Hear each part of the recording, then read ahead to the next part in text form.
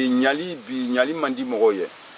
ante nyali ko mambi ni kala mogo ni o kala mogo ka ba te ko frère ka fo ko mogo dole kan ke mogo voilà o le ka diontre na chana buru lumina la le rebe na fo ni ka muleke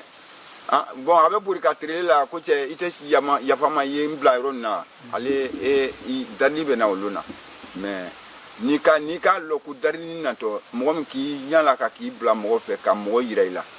ikanga ka lo ka mandu atigila atigibe kudo gre bla la dima nimi ni yiri ko fana tekri aya yiri nkora ni ko tomi bon tomi ni ale yiri nyina mabali ale barakela ko shamana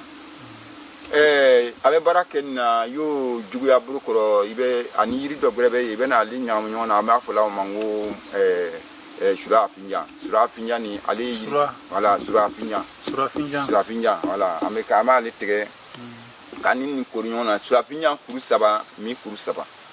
mais aloni ton kanyama ni amale tegela ni ole yi lon to kan voilà avec tout ne kanti donc ni ba tege ka tretuta wula da fe 5 watt la donc ni ka yiri tege iba ni yiri don tege ka benyam nyona kuru woro bena daga ta ka yiri ndo ni ka ba afla ka kuru woro abe kuru saba mais abebe du daga kelina ndo na dula daga na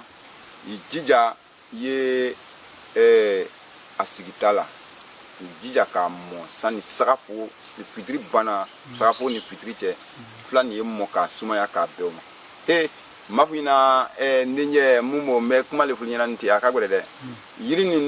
ni ka du mo ye ni malde dum foni ba sumaya ka be la sagafu ani fitri che yama ye flan ko ni ka flan ko lela bon akela bara sugo kon bochila lila mais ni fitri ni safo che voilà fitri bana safo do masi voilà ibako watla ni ka yidin ta kum non presela la comme akela ni bi so manala ou bien akela ni midi watla ou bien 13h watla do flan sita dako kataki sa ite flan ko tu ni ka flan ko watla shuba bi don lo bi fogolole fonyo do be na itesi ka yire boala ile o daga wa bebe taka ala o te koroba de ni ka ko wati mala ni ka ko tirefe 13h ou bien 14h a kana c'est 5 4e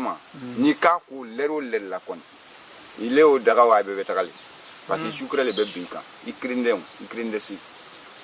donc yiri ni ale be baraka o burukoro ni juya buru